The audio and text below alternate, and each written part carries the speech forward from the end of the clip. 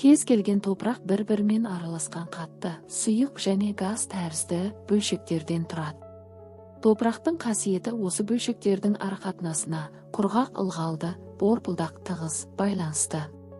Топырақта ауа неғұрлым көп болса, ол соғұрлым борпылдақ болады. Топырақтың өсімдіктерді сумен және қоректік заттармен қамтамасыз ету қасиетін құнарлылық дейді.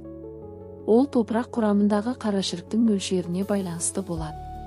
Қарашірік неғұрлым көп болса, топырақтың түсі соғұрлым қара болады.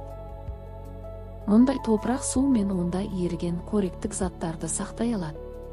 Топырақтағы су мен қоректік заттар топырақ ішіндегі өте ұсақ саңылаулар арқылы көтеріледі де өсімдікті қоректендіреді.